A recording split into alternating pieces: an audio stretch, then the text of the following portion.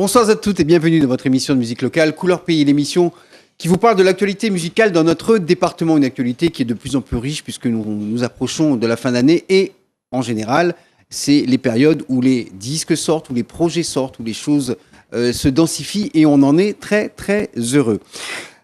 Pour ce soir, je vous propose de retrouver une artiste que l'on connaît déjà. Elle a commencé il y a très longtemps dans la chanson. Elle est revenue avec un style un peu différent et surtout plusieurs créations à son actif. Elle tourne à La Réunion, mais également en métropole, puisqu'elle développe un projet à l'extérieur de notre île qui commence à porter ses fruits. C'est vrai que l'encadrement qui est avec elle lui permet également de pouvoir avoir le soutien nécessaire pour développer ce fameux projet. Ce soir, je vous demande d'accueillir une artiste avec une voix qui s'appelle Isa dans votre émission de musique locale, Couleur Pays.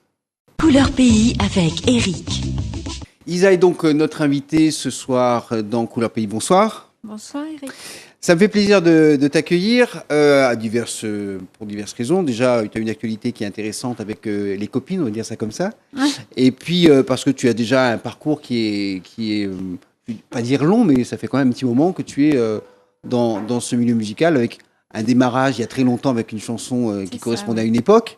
Cette époque est derrière toi et maintenant tu es revenu avec toute autre chose. Et je sais que ce qui t'a mis un peu le pied à l'étrier, tu m'arrêtes si je dis une bêtise, c'est la rencontre avec Davy Sicard. Oui, c'est ça, oui. Et ça remonte à 2002. Ça fait 6-7 ans, enfin je sais plus trop. Tu n'as pas compté parce que c'était... Non. Ouais, non. Ah bon, 7 ans quoi, 7-8 Oui. ans, oui. En général, quand on aime ce genre de choses, on compte pas. Donc le temps Voilà. passe et puis les choses se font. Et c'est vrai qu'avec Davy, ça a été une rencontre artistique intéressante parce qu'il t'a un petit peu, pas dire mis le pied à l'étrier, parce que tu étais déjà dans la musique, mais peut-être fait prospecter de nouveaux horizons. Enfin, c'est l'impression que j'ai. Elle a été mon mentor, voilà. Ouais. Et Carrément, je n'osais pas le dire le mot. Ah oui. Oui, carrément, oui. C'est lui qui l'a fait prendre à ma conscience que chanter dans mon créole déo, c'est vraiment une richesse et que il est vrai que le premier album éponyme m'a dit non, moi, il n'est pas prête pour chanter en créole. Donc, il a été en français. Donc, il a travaillé un album sur mesure pour moi avec des sonorités acoustiques. Mais il avait déjà en tête de m'amener vers justement ce chant créole et il a ramené un tas de CD à la maison. Il a dit, écoute, essaie de trouver ta voix, comment savoir qui m'y aime dans tout ça. Et il a été le gros coup de cœur sur Alain Peters. Et Alain Peters l'a réveillé en moi cette belle poésie créole où on m'a dit, voilà, en fait, non, c'est m'y aime mon créole, ma puante. Allez, maintenant, je chante en créole et Davy, voilà, elle est revenue pour un deuxième projet avec l'album Silaos et voilà, on a continué à travailler. La détaque les affaires, comme dirait l'autre. Ah oui. Alors qu'on dit il y a mettre à moi sur les rails. Ouais, sur les rails. Et en fait, quand on dit moi, c'est un créole déo, en fait, on vient de Silaos, il faut le dire aux gens. C'est ça, oui, malléable. Voilà. Et fier de l'être. Mais on a raison, il n'y a aucune raison de ne pas l'être.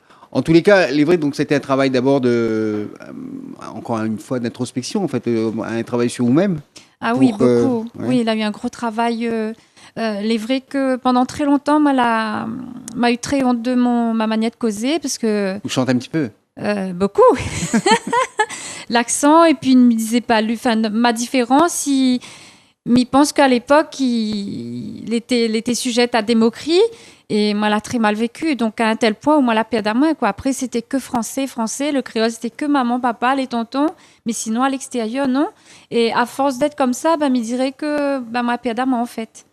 Oui, parce que il peut devenir, excuse-moi, un petit peu, le mot est peut-être un peu fort, un peu schizophrénique. Donc, d'un coup, ou même au sein de la famille, à l'extérieur, une espèce de rôle que vous jouez pour pas être... Pour te protéger. Voilà, pour fondre dans la masse, en fait. Fondre dans la masse et pas être sujette à des moqueries comme l'a été, en tout cas au lycée, elle a été comme ça.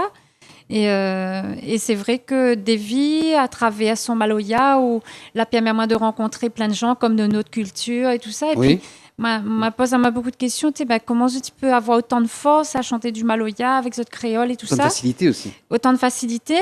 Et moi, surtout compris que le Maloya, il chante pas comme ça, quoi. Ou chante Maloya si vous voulez en accord avec vous-même.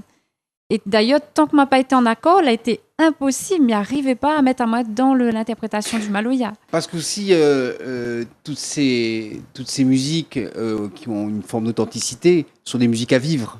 Donc si on ne vive pas ce type de musique, c'est difficile de les interpréter. Et exactement. Enfin, en tout cas, moi, c'est comme ça que m'y ressent. Et c'est comme ça qu'on l'a compris. Les traits spirituels, le Maloya. C'est plus qu'une musique, c'est pas qu'une danse, c'est pas une musique, mais c'est vraiment une manière de vivre. Enfin, moi, c'est comme ça que m'y conçoit le Maloya. Isa, notre invitée ce soir, notre émission de musique locale Couleur Pays, on retrouve, et on en parle juste après, le fameux clip qu'elle a fait avec les copines, et puis on se retrouve ensuite dans notre émission de musique locale Couleur Pays.